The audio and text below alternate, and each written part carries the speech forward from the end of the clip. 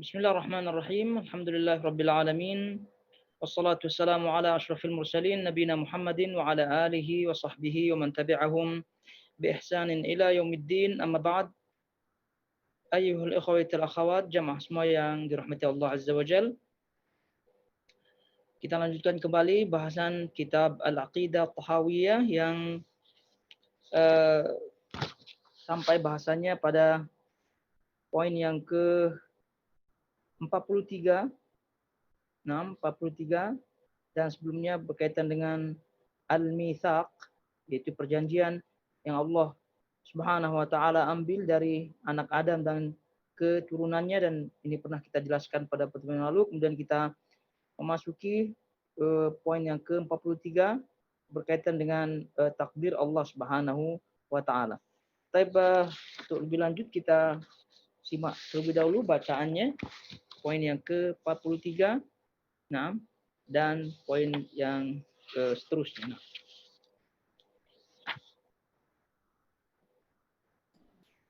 Bismillahirrahmanirrahim. Poin 43. Bismillahirrahmanirrahim. Wa qad alimallahu ta'ala fi ma lam yazal adada man yadkhulul jannah wa adada man yadkhulun nar jumlatan wahidatan wala yuzdadu fi dhalikal adadi wala yunqasu minhu. Dan sesungguhnya Allah Ta'ala telah mengetahui sejak zaman azali jumlah orang yang akan masuk surga dan jumlah orang yang akan masuk neraka secara keseluruhan. Maka jumlah itu tidak akan bertambah dan berkurang. Terus. Wa kadzalika af'aluhum fi ma 'alima minhum ay yaf'aluhu wa kullu muyassarun lima khuliqa lahu wal a'malu bil khawatim was-sa'idu man sa'ida bi qada'illah wasyaqiyyu man syaqiya bi qada'illah. Demikian juga amal perbuatan mereka. Telah Allah ketahui apa yang akan mereka kerjakan, dan setiap orang akan dimudahkan untuk apa dia diciptakan. Dan amal perbuatan tergantung pada amalan-amalan penutup. Dan orang-orang yang bahagia adalah orang yang bahagia kerana takdir Allah. Dan orang yang sengsara adalah orang yang sengsara kerana takdir Allah. Terus. Wa aslul qadari sirrullah ta'ala fi khalqihi lam yattali ala dhalika malakun muqarribun wala nabiyyun mursalun wa ta'ammuqu wa nazaru fi dhalika dhari'atu khidlani wa sulima hirmani wa darajatu tughyani wal fal hadara kullal hadari min dhalika nazaran wa fikran wa waswasatan fa inna Allah ta'ala tawa ilmal qadari an anamihi wa nahahum an maramihi kama qala ta'ala fi kitabihi la yus'alu amma yaf'alu wa hum yus'alun faman sa'ala lima fa'ala faqad radda hukmal kitabi wa man radda hukmal kitabi kana minal kafirin. Pokok dasar masalah takdir adalah rahsia Allah bagi hamba-hambanya. Rahsia itu tidak pernah diketahui oleh malaikat yang dekat dengannya ataupun nabi yang diutusnya. Mendalami dan meneliti terlalu jauh dalam masalah itu adalah jalan menuju kehinaan, tangga yang terlarang dan derajat orang-orang yang sombong. Maka harus berhati-hati dari masalah tersebut dan seluruh cara pandang, fikiran dan was-was, kerana sesungguhnya Allah Ta'ala merahsiakan ilmu tentang takdir dari pengetahuan makhluknya dan Allah melarang mereka dari keinginan mereka untuk mengetahuinya. Sebagaimana yang firman Allah Ta'ala dalam kitabnya, Allah tidak ditanya tentang apa yang diperbuatnya, tetapi merekalah akan ditanya. Quran Surah Al-Anbiya ayat 23. Maka barang siapa yang bertanya kenapa Allah berbuat demikian, berarti ia menolak hukum Al-Quran. Dan barang siapa menolak hukum Al-Quran, berarti ia termasuk orang-orang kafir. Terus. Fahadha jumlatun ma yahtaju ilaihi man huwa munawwarun qalbuhu min awliya'illahi ta'ala. Wahya darajatur rasikhina fil ilmi lianna al-ilma ilmani ilmun fil khalqi mawjudun wa ilmun fil khalqi mafqudun fa inkarul ilmi al-mawjudi kufrun wa di'a'u ilmi mafqudi kufrun wa la yathbutul imanu illa biqabuli ilmi al-mawjud wa tarki talabil ilmil mafqud. Semua ini adalah sejumlah prinsip dasar yang dibutuhkan oleh orang-orang yang terang hatinya dari para kekasih Allah. Inilah derajat orang-orang yang sudah mendalam ilmunya. Kerana ilmu itu ada dua macam, iaitu ilmu syariat yang diajarkan Allah kepada makhluk, yakni al-ilmu al-mawjud, dan ilmu yang tidak dapat diketahui oleh makhluk, iaitu al-ilmu al-mafqud. Mengingkari al-ilmu al-mawjud adalah kekufuran, dan sebaliknya mengaku-ngaku yakni mengetahui al-ilmu al-mafqud juga kekufuran. Keimanan tidak akan sempurna kecuali dengan menerima al-ilmu al-mawjud dan meninggalkan al-ilmu al-mafqud. Baik, itu dia yang disampaikan oleh Imam At-Tahawi rahimahullahu taala kaitannya dengan keimanan terhadap takdir Allah Subhanahu wa taala. Dan masalah takdir ini adalah masalah yang amat sangat penting sekali di dalam akidah, sehingga tidak ada seorang pun di antara ulama yang menulis berkaitan dengan akidah dalam kitab mereka, yakni tidak ada di antara mereka kecuali mereka menulis berkaitan dengan al-aqidah ini, atau berkaitan dengan akidah takdir, takdir, qada dan qadar Allah Subhanahu wa taala, qada dan qadar Allah Subhanahu wa taala. Dan masalah ini tentu alhamdulillah di setiap kitab yang kita pelajari kita pun menjumpainya, dan juga kita menyampaikan apa yang disampaikan oleh para ulama berkaitan dengan hal ini. Namun ucapan atau pernyataan daripada Imam At-Tahawi menegaskan apa yang pernah kita dapatkan dari kitab-kitab sebelumnya, menegaskan kembali pemahaman kita bahwasanya takdir Allah Subhanahu wa taala ini adalah rahasia Allah dan tidak boleh terlalu dalam yang keluar daripada nas keimanan terhadap syarak. Selanjutnya mengingkari takdir Allah Subhanahu wa taala ini adalah termasuk kekufuran, Jadi ini kita pegang baik-baik apa yang beliau sampaikan di sini, bahwa beriman terhadap takdir Allah Subhanahu wa taala dengan keimanan yang tepat, keimanan Ahlus Sunnah wal Jamaah, keimanan para sahabat Nabi SAW, kemudian tidak ta'ammuk, tidak memperdalam, tidak berlebihan di dalam mempelajari takdir ini. Kemudian selanjutnya tadi kita amalkan yang berupa ilmu al-mawjud, yaitu ilmu yang ada yang disampaikan oleh Allah Subhanahu wa taala melalui nabinya, melalui Rasulullah SAW, kemudian juga yang disampaikan oleh sahabat-sahabat beliau, kemudian selanjutnya tabi'in dan tabi'in. Jadi itu yang kita dituntut tentu ketika kita berhadapan dengan takdir Allah Subhanahu wa taala, dan kita tidak terlalu bertanya.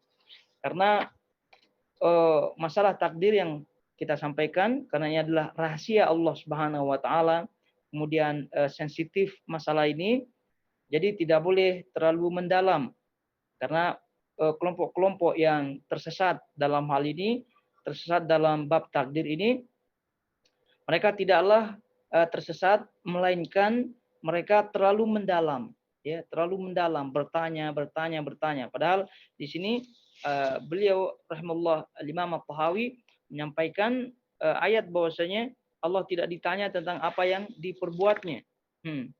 Tetapi merekalah yang akan ditanya. Maksudnya manusia akan ditanya, bukan Allah ditanya kenapa Allah berbuat demikian, kenapa tidak. Dan ini bagian daripada prinsip Ahlus Sunnah wal Jamaah. Jadi ini salah satu di antara penyebab penyimpangan terhadap bab takdir, terlalu mendalam, bertanya dan seterusnya. Kemudian juga di antara sebab-sebab penyimpangan terhadap takdir Allah Subhanahu wa taala ini memahami bab takdir dengan akal. Yang selanjutnya konsekuensinya adalah tadi ta'ammuk, memperdalam, bertanya dan seterusnya. Akal. Kemudian selanjutnya di antara penyebab tergelincirnya atau penyimpangan terhadap masalah takdir ini adalah menyamakan perbuatan Allah dengan perbuatan manusia. Artinya menyerupakan mengkiaskan gitu perbuatan Allah dengan perbuatan manusia. Nah, di antara penyebab juga yang disebutkan oleh para ulama penyimpangan terhadap takdir ini adalah tidak fahamnya terhadap masalah iradah, masalah kehendak Allah Subhanahu wa taala. Bahwasanya yang kita pernah dapatkan bahwa kehendak itu ada dua, ada kehendak kauniyah, ada kehendak syar'iyah, ada iradah kauniyah, ada iradah syar'iyah. Nah, ya, ini adalah di antara sebab-sebab tergelincirnya, tersesatnya, tersalah fahamnya seorang dalam bab takdir. Ya tentu mudah sekali ya untuk kita perbaiki itu semua, yaitu iman, kemudian bertanya dengan tujuan untuk mengetahui, tujuan untuk memahami, bukan tujuan untuk memperdalam. Nah, ini bab takdir.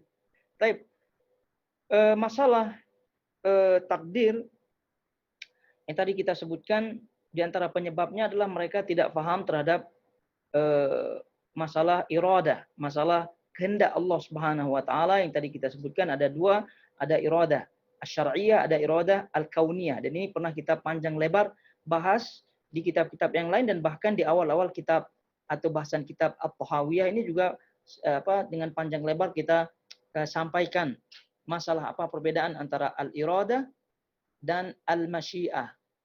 Al-iradah dan al-masyiah. Yang mana al-masyiah itulah yang dimaksud dengan al-iradah al-kauniyah. Jadi al-masyiah itu cuma satu saja. Adapun al-iradah itu ada dua, ada al-iradah al-kauniyah, ada al-iradah syar'iyah yang pernah kita sampaikan. Itu kehendak Allah Subhanahu wa taala. Al-iradah syar'iyah berkaitan dengan kecintaan Allah, berkaitan dengan kasih ridha Allah Subhanahu wa taala. Adapun al-kauniyah tidak semestinya berkaitan dengan itu. Kemudian kita sebutkan juga al-iradah al-kauniyah itu pasti terjadi.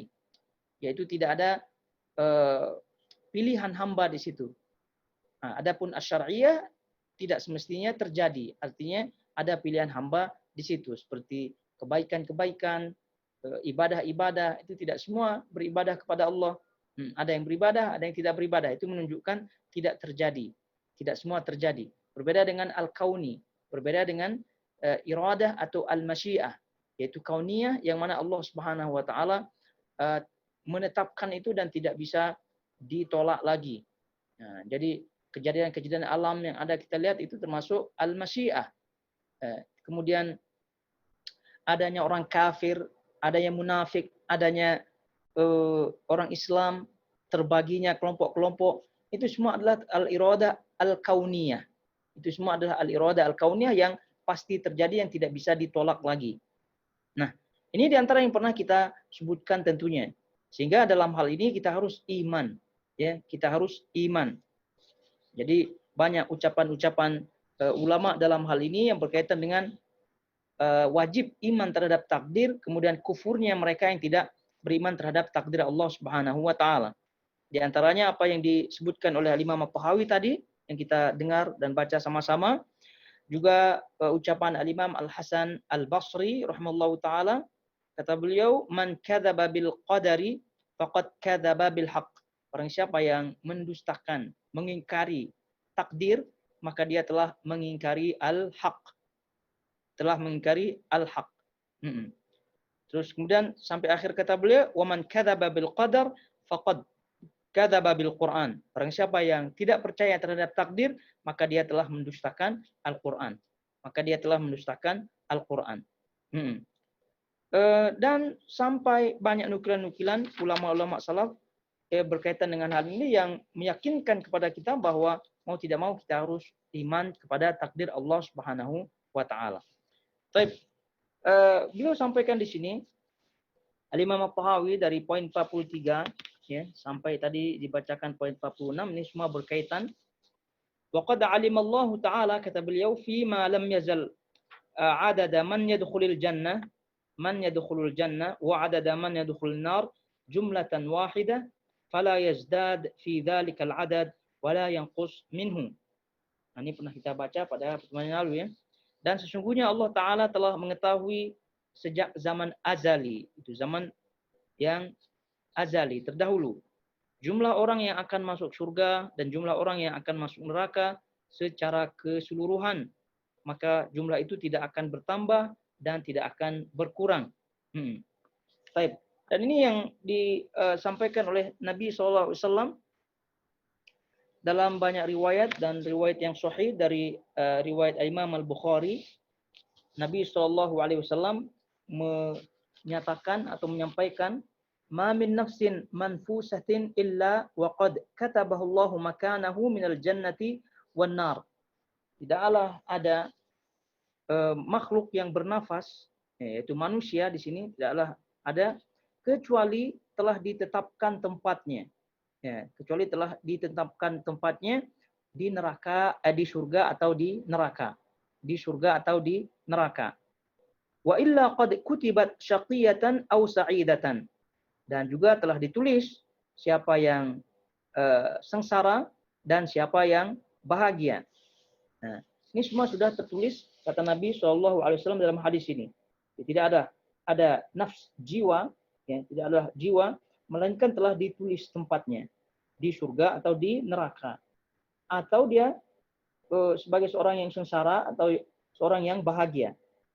Faqala rajulun ya Rasulullah, kemudian ada seorang yang bertanya, ya Rasulullah, wa Rasulullah, afala namkuthu ala kitabina wa nada'ul amal. Nah, kalau demikian, apakah kita tidak bergantung, ya, tidak bersandar kepada takdir tersebut dan kita meninggalkan amal? Nah, itu kita tidak beramal karena ini masuk akal, ya, karena ini masuk akal. Nah, jadi ucapan sahabat ini yang bertanya setelah mendengar bahwasanya setiap jiwa telah ditentukan tempatnya di surga atau di neraka dan juga telah ditetapkan sebagai orang yang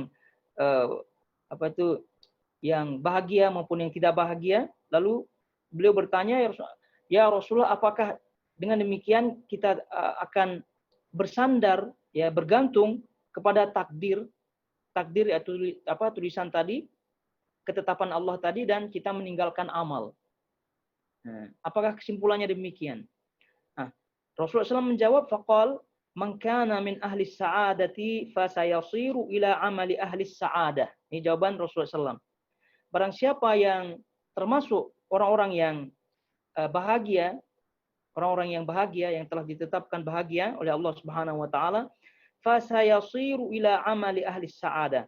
Maka orang-orang itu akan beramal dengan amalan orang yang bahagia, yakni amal-amal soleh. Wa man kana min ahli syaqawati fasayasiru li amali ahli syaqawati.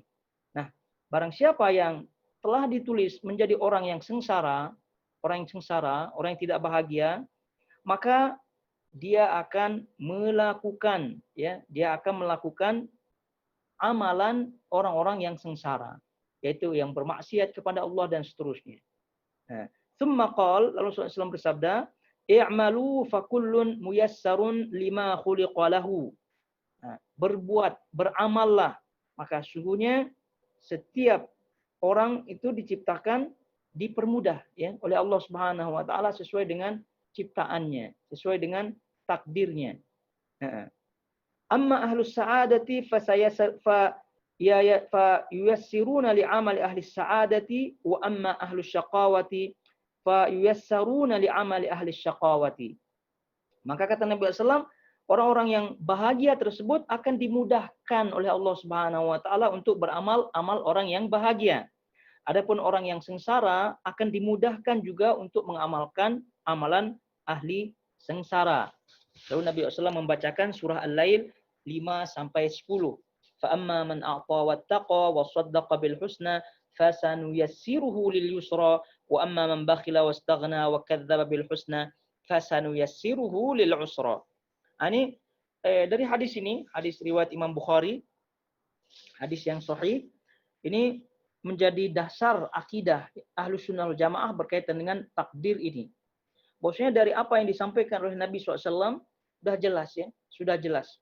Ada ilmu al-mawjud, ada ilmu al-mafqud.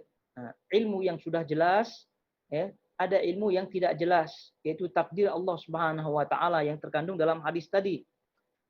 Ilmu yang apa tidak jelas dalam hal ini takdir Allah Subhanahu wa taala. Siapa di antara kita-kita yang menjadi penduduk neraka, penduduk surga, siapa yang bahagia, siapa yang sengsara, itu al-mafqud. Ilmu yang kita tidak ketahui. Nah, tapi yang jelas itu kita imani. Sudah jelas karena Nabi SAW sudah jelas tadi dalam hadisnya. Tidak ada jiwa, satu jiwa pun melainkan telah ditulis tempatnya. Baik di neraka atau di surga. Kemudian dia akan menjadi ahli sengsara atau ahli bahagia. Nah, lalu Allah Subhanahu wa taala sebagai takdirnya akan menakdirkan orang-orang yang bahagia ini melakukan amal-amal orang yang bahagia. Dan yang sengsara akan ditakdirkan beramal dengan amalan orang sengsara. Oleh karena itu Nabi SAW ketika menyebutkan dasar fondasi keimanan ini, Rasul tahu bahwasanya para sahabat, yaitu yang mendengar beliau ini pasti akan bertanya, ya pasti akan bertanya seperti pertanyaan sahabat tadi. Nabi SAW menjawab sebagai bentuk jalan keluar daripada itu semua. I'malu, kata Nabi, i'malu fakullun muyassarun lima khuliqala. Jadi beramallah karena setiap jiwa itu akan dipermudah oleh Allah Subhanahu wa taala sesuai dengan keadaannya masing-masing. Sesuai dengan keadaannya. Nah, ucapan Nabi SAW yang memberitakan bahwa sudah ada tempatnya masing-masing, sudah ada bagiannya masing-masing, ya, itu adalah ilmul mafqud yang kita ilmul ghaib, ya, ilmul ghaib. Nah, adapun ucapan Nabi SAW adalah i'malu, beramallah, itu menunjukkan ilmul mawjud, ilmu yang ada di depan kita. Nah, berupa apa? Berupa syariat-syariat Allah Subhanahu wa taala, berupa sunnah-sunnah Nabi Shallallahu alaihi wasallam. Nah, karena ingat kata Allah Subhanahu wa taala melalui hadis tadi, amma ahlus sa'adati fayuyassaruna li'amali ahli sa'adah. Nah, adapun ahli atau orang-orang yang bahagia akan dipermudah untuk beramal dengan amalan orang yang bahagia. Nah, adapun sebaliknya orang-orang yang tidak bahagia, orang-orang yang sengsara akan dipermudah juga untuk beramal dengan amalan orang-orang yang sengsara. Dan ini adalah kaidah. Nah, jadi sekarang kita cek diri kita masing-masing karena ini ilmu gaib yang ada di sini, takdir Allah Subhanahu wa taala tidak bisa ditolak lagi, namun ada ciri-cirinya. Ya, ada ciri-cirinya. Jadi ciri-cirinya adalah orang yang bahagia akan dipermudah untuk beramal amalan orang bahagia, yaitu amal-amal soleh di sini. Nah, sebaliknya orang yang sengsara akan dipermudah untuk melakukan amal-amal sengsara. Nah, sekarang pertanyaannya, apakah sekarang kita ini dalam kehidupan kita secara zahirnya, ya, kita ini beramal-amal orang yang bahagia apa tidak? Maksudnya ukurannya akhirat tentunya, bahagia di akhirat. Nah, sudah ibadah apa tidak? Nah, menjauhi maksiat apa tidak? Tauhid apa tidak? Ya, sunnah, melakukan sunnah apa tidak? Itu cek, masing-masing cek dari kita. Karena ingat ini adalah sinyal dari Allah Subhanahu wa taala akan takdir yang kita akan pasti dapatkan tadi. Apakah kita termasuk ahli bahagia atau ahli sengsara, ahli surga atau neraka? Nah, itu ada ciri-cirinya, ada sinyalnya dari Allah Subhanahu wa taala. Itu kita akan dipermudah gitu oleh Allah Subhanahu wa taala. Nah, sekarang jangan banyak tanya. Nah, gitu. Jangan banyak tanya kemudian berpangku tangan, ya. Kemudian tidak beramal. Nah, justru malah itu menunjukkan Allah mudahkan dia untuk melakukan amalan-amalan orang-orang yang sengsara. Begitu. Jadi orang-orang yang beriman terhadap takdir Allah Subhanahu wa taala berdasarkan akidah Ahlussunnah wal Jamaah yang benar, kemudian membaca hadis-hadis ini sebagai penguat, sebagai dalil, fondasi daripada akidah tersebut, maka justru akan semangat, ya. Nah, ini sudah ada ciri-cirinya dari Allah Subhanahu. Keimanan sudah kita pegang baik-baik, ini tidak akan terlepas. Pasti, pasti, sudah jelas.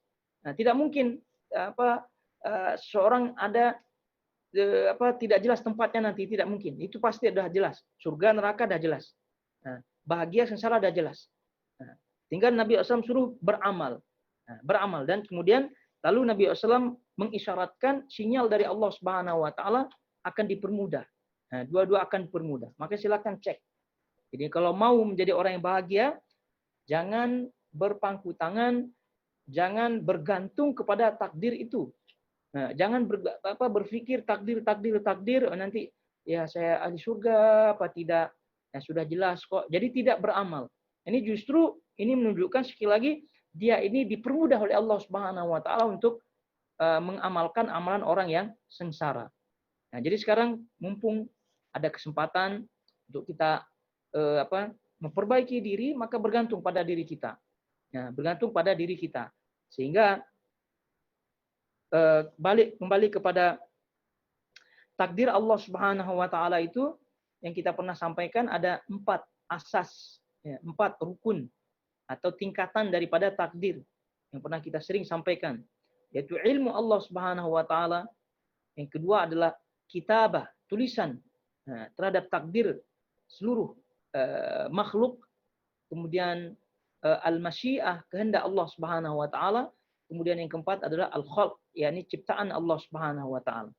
Jadi kita yakini Allah Subhanahu wa taala mengilmui pertama, kemudian kita yakini Allah dah tulis semua takdir kita. Mau di surga, di neraka, semua Allah dah tulis. Kemudian Allah memiliki kehendak di mana semua yang terjadi ini adalah berdasarkan kehendak Allah Subhanahu wa taala, baik yang kauni maupun yang syar'i. Yang kauni maupun yang syar'i. Kemudian selanjutnya ciptaan. Selanjutnya adalah ciptaan.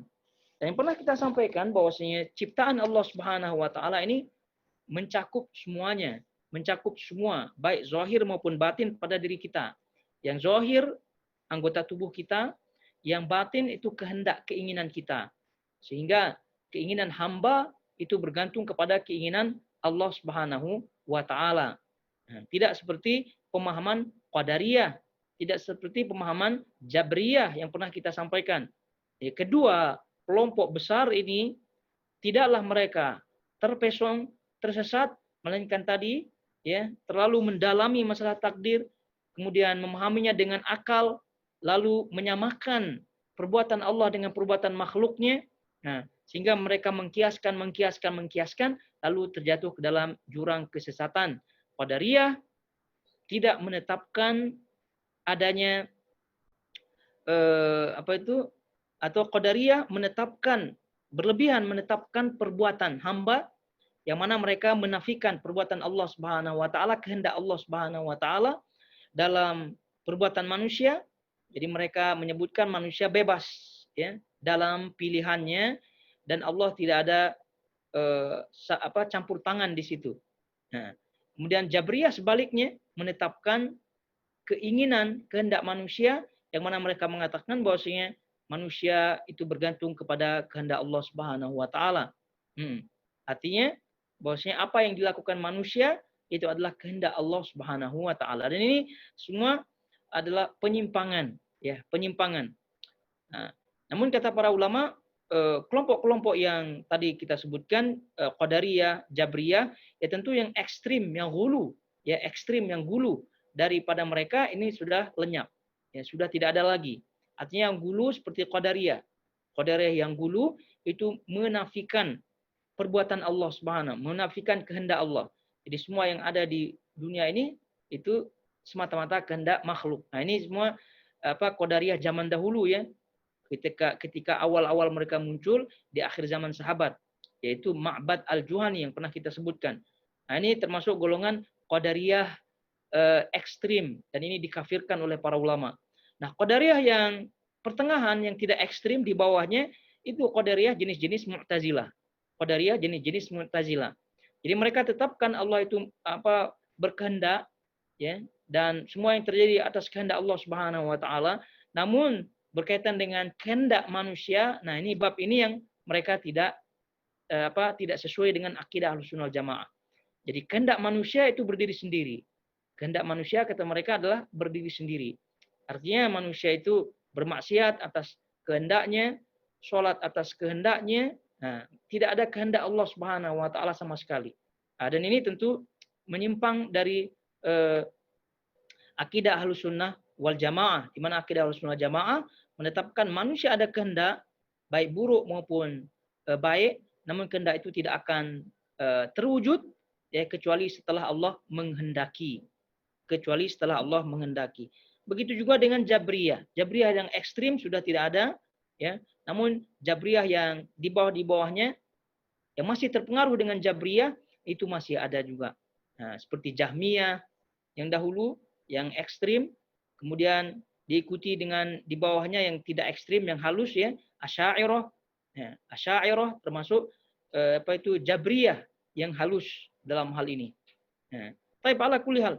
Ini yang menjadi poin sebagai murajaah kita kembali bahwasanya setelah kita ketahui bahwasanya maratib al-qadar, tingkatan takdir atau asas ya, fondasi daripada takdir yang 4 tadi, kita ulangi, ini hendaknya betul-betul dihafal, diingat-ingat, kemudian difahami secara pemahaman yang benar. Difahami dengan cara pemahaman yang benar. Kita ulangi, ilmu maknanya apa?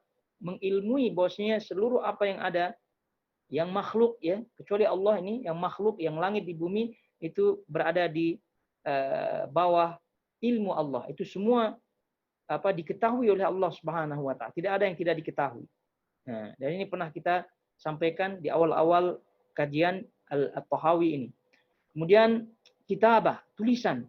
Nah, tulisan Allah Subhanahu wa taala, semua yang ada, semua makhluk ini telah ditulis takdirnya oleh Allah Subhanahu wa taala, tidak ada yang terlepas sama sekali.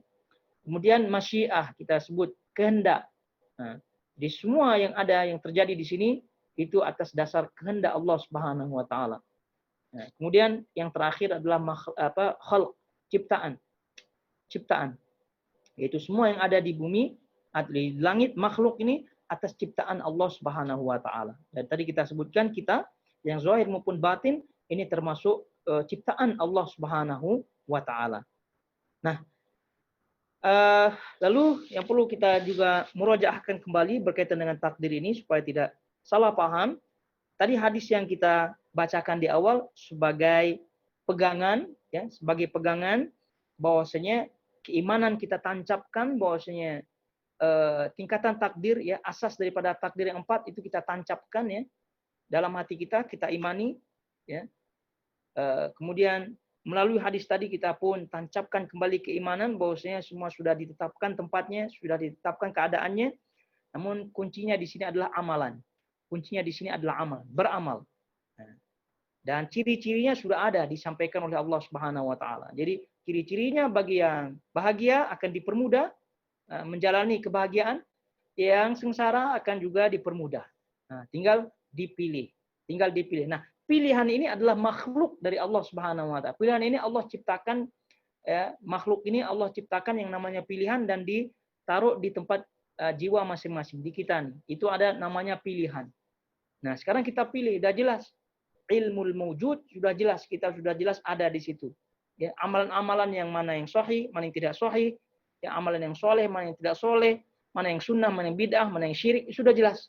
Nah, tinggal kita amalkan. Nah, kalau kita amalkan, artinya kalau kita jauhi itu semua, maka kita termasuk dipermudah oleh Allah Subhanahu wa taala untuk menjadi orang yang bahagia. Tapi kalau kita jalankan juga kesyirikan, kemaksiatan dan seterusnya, maknanya kita termasuk orang yang dipermudah untuk menjalankan maksiat. Oleh karena itu, cek diri kita. Jadi ketika kita berbuat maksiat, ya, maka ketika itu Allah mempermudah kita untuk melakukan perbuatan orang-orang yang sengsara. Maka segera beristighfar, ya, segera beristighfar. Nah, istighfar, ketika kita istighfar, ketika kita kembali kepada Allah Subhanahu wa taala, bertaubat kepadanya, kemudian mengikuti amal-amal keburukan dengan amal-amal kebaikan, maka ketika itu ya Allah mempermudah kita untuk menjalani jalan-jalan orang-orang yang bahagia dan istiqomahlah di atas itu. Istiqomahlah. Oleh itu kenapa kita disyariatkan, dituntut ya untuk istighfar, bertaubat, ya, selalu bertaubat, selalu beristighfar gitu pada Allah Subhanahu wa taala. Dan ini dicontohkan oleh Nabi SAW, dicontohkan oleh sahabat-sahabat beliau. Kenapa demikian? Karena supaya kita berada di track, berada di jalur, ya, jalur orang-orang yang bahagia. Jalur orang yang bahagia, jalur orang-orang penghuni surga. Nah, karena kita ketahui bahwasanya manusia ini khata', ya. Ya, wa khairul khata'in at-tawwabun. Jadi manusia ini tersilap, tersalah, berbuat dosa, dan sebaik-baik mereka adalah orang-orang yang bertaubat kepada Allah Subhanahu wa taala. Nah, jadi tidak ada di antara kita yang tidak berdosa. Namun perbedaan antara orang yang memperhatikan dirinya adalah mereka yang segera kembali kepada Allah Subhanahu wa taala. Jangan sampai suul khatimah, jangan sampai menjadi keburukan ya di ujung, di akhirnya, suul khatimah. Naudzubillah min dzalik. Nah, istighfar kembali kepada Allah Subhanahu wa taala ini juga bagian daripada jalan-jalan orang yang bahagia, jalan-jalan orang yang ahli surga. Sebab itu tadi kita sebutkan disyariatkan selalu kita beristighfar, selalu kita bertaubat kepada Allah Subhanahu wa taala. Nah, berkaitan dengan takdir Allah Subhanahu wa taala yang pernah kita sebutkan, di antara penyebab penyimpangannya yang paling besar adalah tidak membedakan antara iradah yang tadi, yang iradah kauniyah dan iradah syar'iyyah. Dan alhamdulillah yang mengikuti kajian kita pasti paham insyaallah apa itu kauniyah, syariah, dan pernah tadi kita isyaratkan sebentar. Atau sedikit. Taib. Masalah juga yang sering dipertanyakan, kalau Allah Subhanahu wa taala menciptakan seluruh apa yang ada, itu kenapa Allah Subhanahu wa taala menciptakan maksiat, ya? Nah, apakah kita atau pertanyaan minggu atau Sabtu kemarin ya. Nah, ada yang bertanya, apakah Allah Subhanahu wa taala yang menciptakan maksiat apa tidak? Jadi kalau kita rujuk kepada akidah Ahlussunnah wal Jamaah, maka semua Allah Subhanahu wa taala ciptakan. Semua Allah Subhanahu wa taala ciptakan. Keburukan, kebaikan, ketaatan, itu semua Allah yang ciptakan. Nah, cuma masalahnya adalah berkaitan dengan iradah, berkaitan dengan kehendak, keinginan Allah Subhanahu wa taala, berkaitan dengan keinginan Allah Subhanahu wa taala. Kalau berkaitan dengan ciptaan, semua Allah cipta ya. Semua Allah cipta.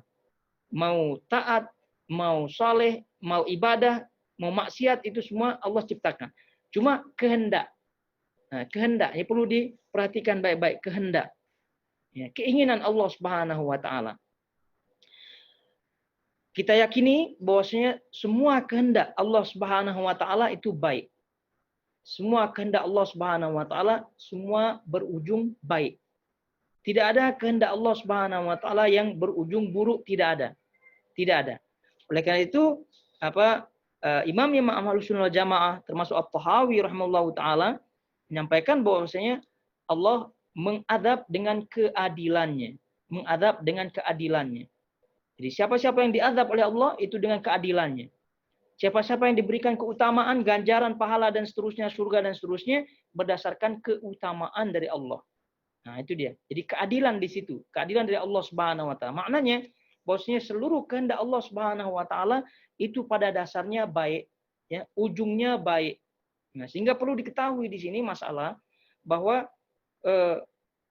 kehendak atau jangan kita tidak berbicara Allah dulu ya. Kita sendiri yang makhluk yang ada di dunia ini, ya, kehendak ini, ya, atau sebelumnya.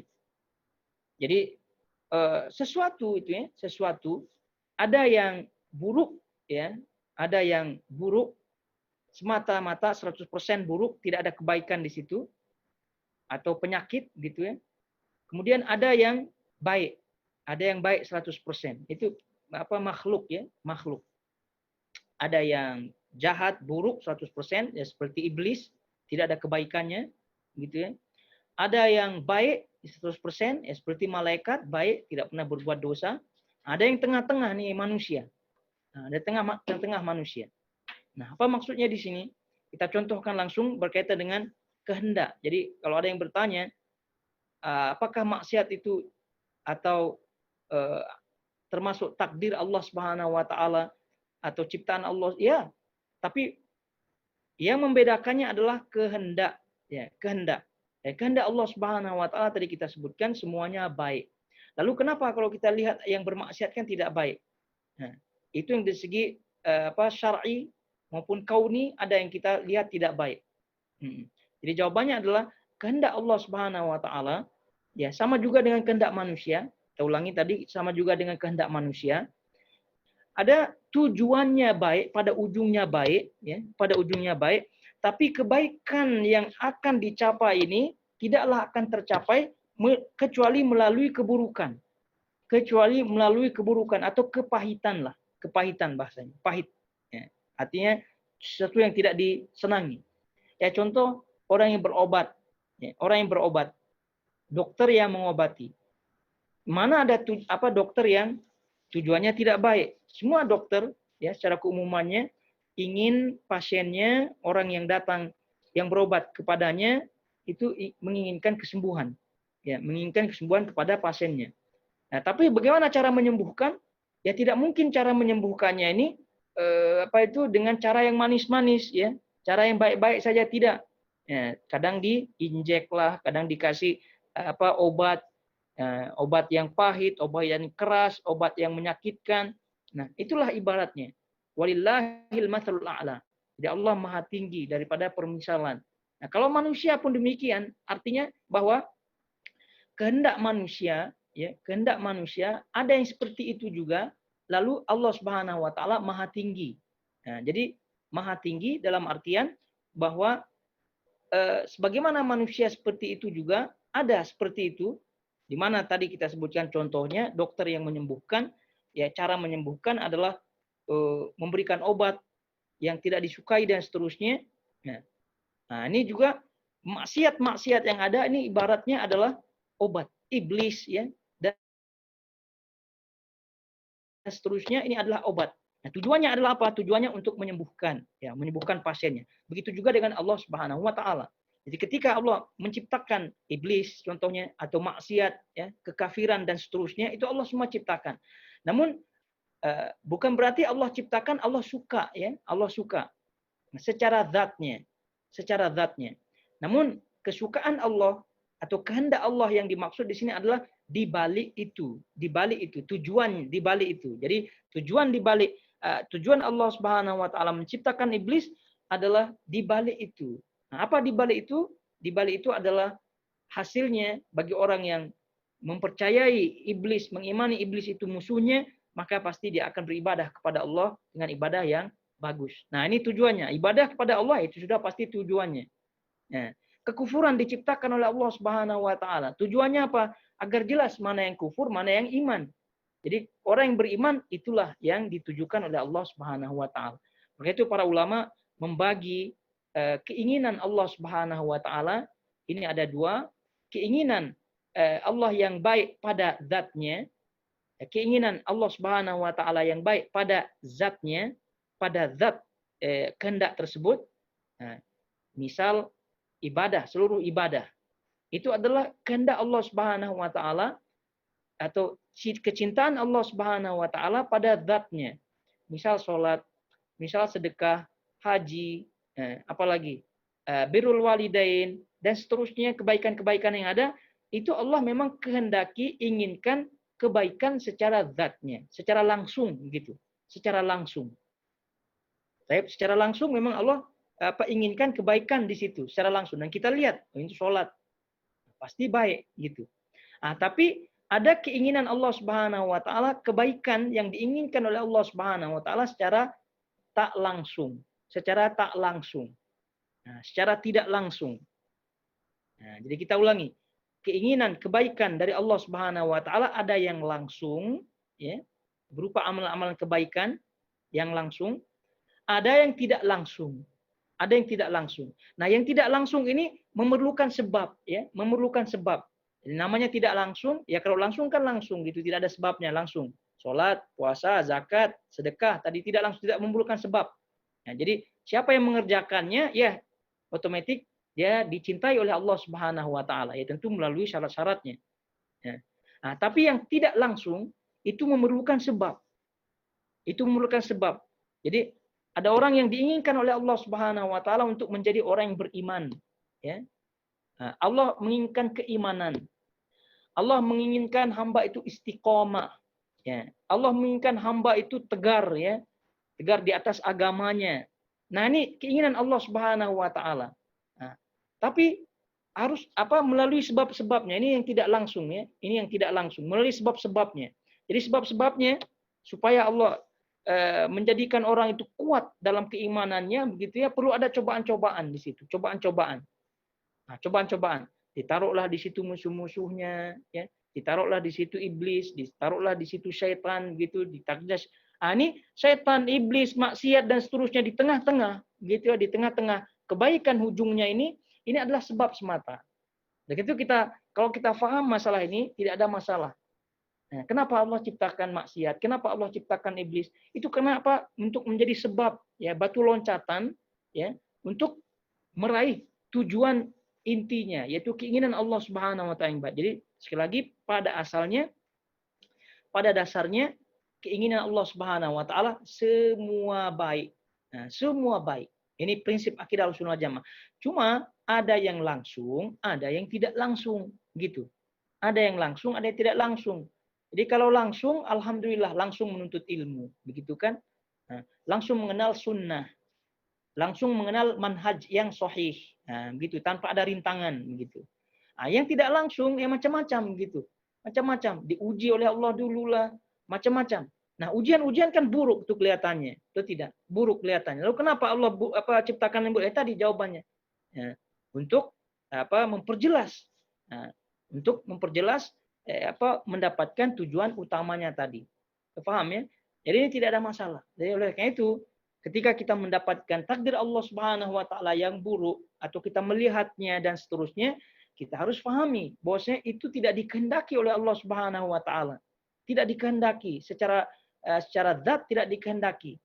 Jadi kita lihat maksiat-maksiat yang ada begitu ya, maksiat-maksiat yang di kawasan kita, itu semua adalah takdir Allah Subhanahu wa taala. Tapi Allah kehendaki apa tidak? Secara kebaikan ya, tidak dikehendaki. Tidak dikehendaki oleh Allah Subhanahu wa taala. Nah, tapi itu sebagai sebab ya, untuk ada tujuan yang baik yang nanti yang kita tahu maupun kita tidak tahu. Yang kita tahu maupun kita tidak tahu. Nah, jadi kalau sudah kita pahami semacam ini, kaitkan hadis yang awal yang tadi kita sebutkan, i'malu, beramal. Ya, beramal. Maka cek diri kita sendiri sekarang. Nah, jadi untuk masing-masing menjadi ahli sa'adah, orang-orang yang bahagia, apa tidak bahagia, kembali kepada diri kita masing-masing. Nah, jadi kalau sudah demikian, cek keadaan diri kita sekarang, apakah suka dengan kebaikan apa tidak, gitu. Kalau tidak suka, cek diri kita.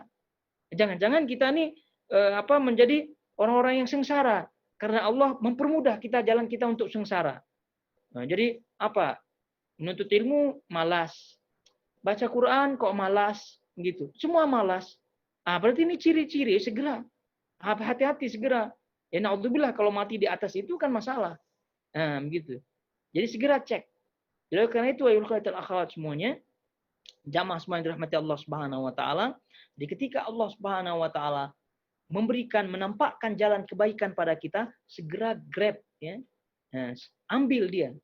Jangan tunggu nanti Allah bolak-balikkan hati kita. Jadi kita terhalang untuk mendapatkan amalan-amalan tersebut. Jadi semua bentuk amal-amalan selama masih ada kesempatan, ya, selama masih ada kesehatan dan mampu kita amalkan, mampu kita capai, ya, maka capai cepat gitu. Nah, jangan sampai Allah halangi hati kita, ya, karena memang kita tidak mau pada asalnya. Dan itu naudzubillah sebagai bentuk Allah Subhanahu wa taala mempermudah untuk kita menjalani jalan-jalan orang yang sengsara. Jadi kajian contohnya. Walaupun online seperti ini ya tidak jangan sampai juga bermalas-malasan gitu kan. Alhamdulillah sekarang banyak kajian-kajian yang ada yang online dan seterusnya, yang mudah-mudahan Allah mempercepat mengangkat wabah ini sehingga bisa kita ngaji offline lagi. Jadi intinya ibadah-ibadah semua yang diberikan kesempatan oleh Allah Subhanahu wa taala untuk kita laksanakan, maka laksanakan. Ketika semangat misalnya, ketika naik semangatnya, maka amalkan, ya, pergunakan semangat tersebut. Jadi ketika semangat naik, baca Quran banyak-banyak. Jadi jangan sampai nanti turun semangatnya, dah tidak baca Quran lagi. Puasa, ada kesempatan terus, jangan sampai tutup kesempatan itu. Jangan bilang nanti. Karena kalau udah bilang nanti ini berdasarkan hadis Nabi SAW, ini takdir kita berjalan terus. Jadi takdir kita berjalan terus. Nah, jadi sesuai dengan pilihan kita, itulah takdir kita secara zahirnya. Kita tidak tahu memang akhirnya, tapi secara zahirnya berdasarkan pilihan kita. Nabi SAW sudah menyebutkan, i'malu fakullun muyassarun lima khuliqalah. Ya, beramallah karena setiap kalian akan dipermudah sesuai dengan keadaan masing-masing. Nah, ingat jangan sampai dipermudah oleh Allah Subhanahu wa taala, dipermudah ke jalan orang-orang yang sengsara. Na'udzubillah min dzalik. Baik. Selanjutnya apa yang disebut oleh Imam At-Tahawi, wa kadzalika af'aluhum fima 'alima minhum an yaf'aluhu wa kullun muyassarun lima khuliqa lahu wal a'mal bil khawatim was sa'id man sa'ida bi qada'illah wasyaqi man syaqiya biqada'illah. Demikian juga kata beliau, amal perbuatan mereka, yakni hamba, telah Allah ketahui apa yang akan mereka kerjakan. Nah, dan ini berdasarkan ilmu Allah Subhanahu wa taala dan tingkatan takdir yang pertama. Bahwasanya kita imani bahwasanya Allah mengilmui, mengetahui seluk-beluk kita semua, zahir batin. Nah, yang dahulu, yang sekarang, yang akan datang semua Allah ketahui. Dan setiap orang, setiap makhluk, setiap orang akan dimudahkan untuk apa dia diciptakan. Ya, akan dimudahkan sesuai dengan keadaannya masing-masing. Dimudahkan. Nah, jadi oleh karena itu jangan risau, ya, jangan risau. Yang sekarang mau apa tidak itu masalahnya. Hadis yang tadi di awal pegang baik-baik. Ini semua sudah ditulis oleh Allah Subhanahu wa taala. Surga dan neraka, bahagia, sengsara ada. Nah, kuncinya adalah amalan. Kuncinya ada amalan dan ciri-cirinya Allah udah kasih. Nah, ciri-cirinya apa itu? Dimudahkan, gitu. Nah, dimudahkan, ada keinginan dikerjakan, gitu. Dan setiap orang akan dimudahkan untuk apa dia diciptakan sesuai dengan keadaannya. Dan amal perbuatan tergantung pada amalan-amalan penutup. Ya, maka kita selalu minta husnul khatimah, baik di penghujung akhir kita. Ya, baik di penghujung akhir, tidak buruk di penghujung akhir. Nah, itu semua rahasia Allah Subhanahu wa taala, husnul khatimah, su'ul khatimah. Namun semua itu udah ada ciri-cirinya. Sudah ada ciri-cirinya. Husnul khatimah ada ciri-cirinya, su'ul khatimah ada ciri-cirinya. Ciri-cirinya apa? Selalu waspada. Selalu waspada. Ya memang tadi kita sebutkan manusia itu berdosa, tapi sebagai makhluk yang pendosa ini kita harus banyak-banyak istighfar untuk menjaga-jaga supaya kita jangan sampai su'ul khatimah. Su'ul khatimah. Karena kebanyakannya Allah matikan makhluknya, manusia khususnya, itu sesuai dengan apa yang menjadi kebiasaannya. Apa yang menjadi kebiasaannya. Kalau kebiasaannya ibadah, kebiasaannya kontrol diri, kebiasaannya istighfar, kebiasaannya tobat, maka insya Allah kemungkinan besar dia akan dimatikan dalam keadaan kebiasaannya itu. Maknanya dia insya Allah husnul khatimah. Tapi kalau kebiasaannya tidak sungguh-sungguh, malas-malasan dan seterusnya, kemungkinan besar su'ul khatimah. Dia akan dimatikan dalam keadaan malas-malasan. Naudzubillah min dzalik. Dan setiap orang akan dimudahkan untuk apa dia diciptakan. Dan amal perbuatan tergantung pada amal-amalan penutup. Dan orang-orang yang bahagia, nah perhatikan, dan orang-orang yang bahagia adalah orang yang bahagia karena takdir Allah, dan orang yang sengsara adalah orang yang sengsara karena takdir Allah. Berdasarkan hadis yang tadi di awal kita bacakan. Semua atas takdir Allah Subhanahu wa taala, namun takdir Allah Subhanahu wa taala ini adalah sirrullah, rahasia Allah Subhanahu wa taala. Nah, jadi kita tidak ditanya kenapa saya diletakkan di neraka gitu ya. Kenapa sudah jelas di neraka terus disuruh ibadah-ibadah lagi? Nah, itu semua akal-akalan syaitan. Akalan-akalan syaitan yang merupakan talbis iblis. Oleh karena itu penulis rahimallahu taala menyebutkan mengutip ayat surah Al-Anbiya ayat 23, la yas'alu amma yaf'alu wa hum yus'alun. Allah tidak ditanya tentang apa yang dia perbuatnya, tetapi merekalah akan ditanya. Merekalah akan ditanya. Kita yang akan ditanya. Karena memang apa? Karena memang sudah jelas. Rasul diturunkan, ya, para nabi diturunkan, para rasul diturunkan, disampaikannya syariat. Itulah yang ilmu yang zahir, ilmu yang ada, ilmu yang kita lihat, ya, ilmu yang sudah jelas. Kenapa harus korek-korek lagi ilmu yang tidak jelas? Nah, gitu. Ilmu yang tidak jelas dalam arti kita tidak mengetahuinya, hanya iman saja, itu sebagai penguat bahwasanya ada Allah di situ. Sebagai penguat menunjukkan kekuasaan Allah Subhanahu wa taala di situ. Sebagai penguat bahwasanya Allah Maha memiliki nama-nama dan sifat yang mulia, gitu. Itu sebagai penguat saja. Nah, jadi keimanan sih sebagai penguat, bukan sebagai penggoyah keimanan, tidak. Justru malah menjadi penguat kita untuk maju ke depan, gitu, meraih kebahagiaan, menjalankan jalan-jalan orang yang bahagia, gitu. Tidak malah menjadi membuat goyah, membuat bingung dan seterusnya. Jadi kalau ada sampai demikian, bingung dan seterusnya, kemudian menjadikannya dia malas menuntut ilmu dan seterusnya, makna ini ciri-ciri keburukan untukmu. Ini ciri-ciri keburukan untukmu. Naudzubillah min dzalik. Baik, selanjutnya kata beliau, wa aslul qadari sirrullah ta'ala fi khalqihi. Lam yattali ala dzalika malakun muqarrabun wala nabiyyun mursalun wa at-ta'ammuq والنظر في ذلك ذريعة الخذلان وسلم الحرمان ودرجة الطغيان فالحذر كل الحذر من ذلك نظرا وفكرا ووسوسة فإن الله تعالى طوى علم القدر عن أنامه ونهاهم عن مرامه كما قال تعالى في كتابه لا يسأل عما يفعل وهم يسألون فمن سأل لما فعل فقد رد حكم الكتاب faqad radda hukmal kitab wa man radda hukmal kitab kana minal kafirin. Nah, gitu. Jelas dah kata beliau nih, jelas. Di bab takdir, dalam bab takdir tidak ada soalan, tidak bertanya. Kita dalam bab takdir kalau mau selamat kita tidak bertanya, kenapa Allah ciptakan ini? Kenapa Allah takdirkan ini? Nah, begitu. Dalam bab takdir itu pertanyaan ditutup. Nah, kita simak baik-baik ucapan At-Tahawi ini. Pokok dasar dasar masalah takdir adalah rahasia Allah. Sudah jelas. Di awal-awal kita sebutkan. Takdir adalah rahasia Allah bagi hamba-hambanya. Rahasia itu tidak pernah diketahui oleh malaikat yang dekat dengannya ataupun nabi yang diutusnya. Yang namanya takdir kan sudah ditulis oleh Allah Subhanahu wa taala di Lauh Al-Mahfuz yang pernah kita sebutkan. 50.000 tahun sebelum diciptakannya langit dan bumi, Allah telah tulis itu semua dan tidak ada yang mengetahuinya. Itu semua rahasia Allah Subhanahu wa taala. Mendalami at-ta'ammuq, mendalami terlalu dalam dan meneliti terlalu jauh dalam masalah itu adalah jalan menuju kehinaan, tangga yang terlarang dan derajat orang-orang yang sombong.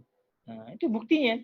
Buktinya Qadariyah lah, Jabriyah lah, Mu'tazilah lah, Jahmiyah, Asy'ariyah, dan yang lainnya daripada Ahlul Kalam, tidaklah mereka tersesat, melainkan mereka masuk ke dalam yang hal-hal yang terlarang. Mendalami, meneliti terlalu jauh, memahami dengan akal. Nah, itu dia.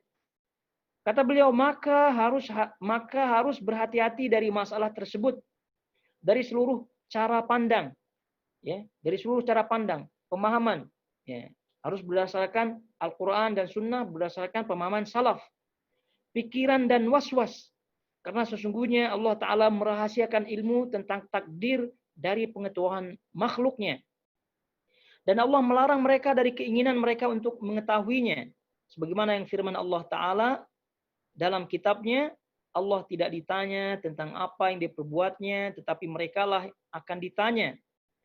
Surah Al-Anbiya ayat 23.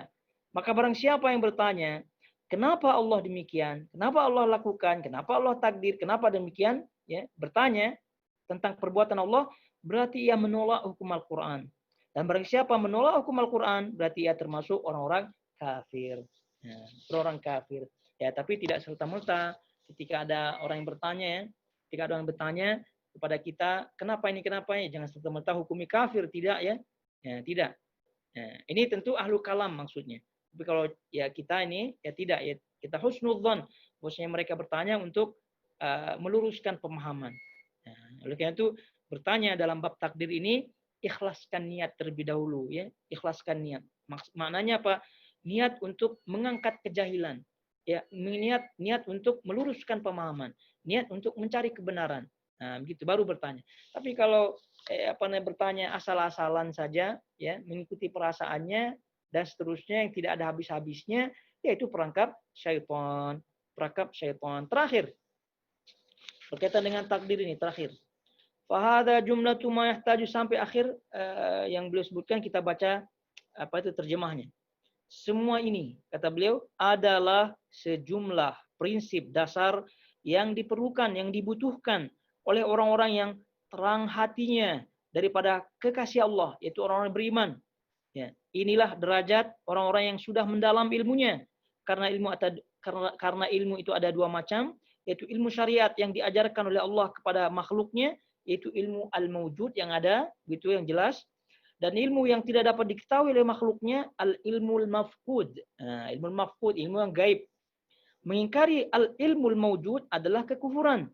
Dan sebaliknya mengetahui al-ilmul mafqud, ilmu gaib, juga kekufuran.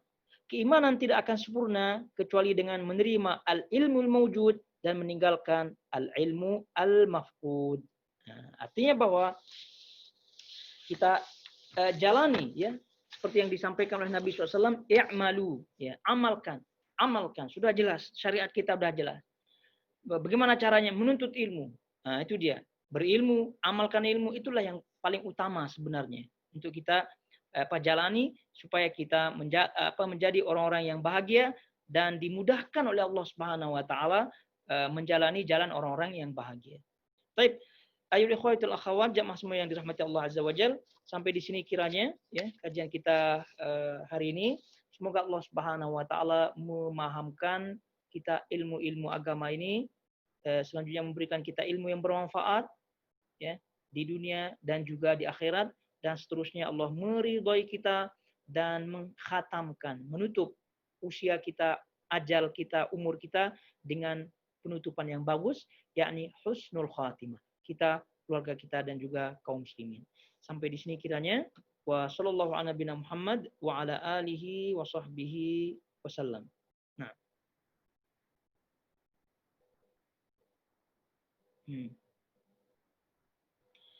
Tapi ini ada soalannya.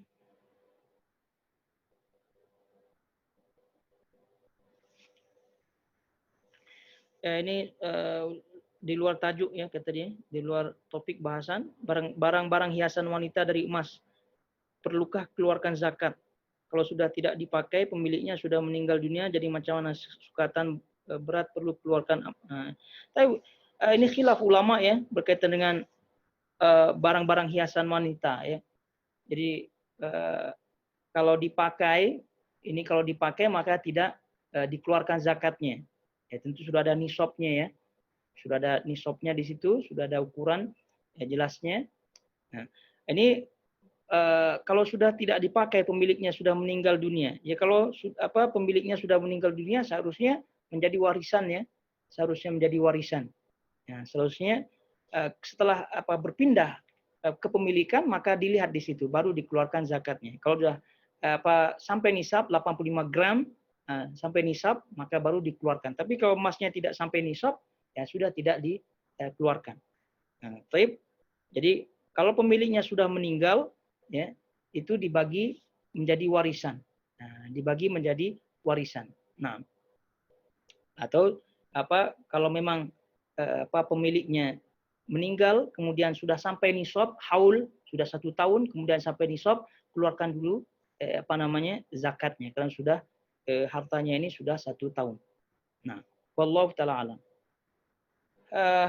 Demikian ya, itu saja sampai di sekiranya. Subhanakallahumma bihamdik, asyhadu an la ilaha illa anta, astaghfiruka wa atubu ilaik. Wassalamualaikum warahmatullahi wabarakatuh.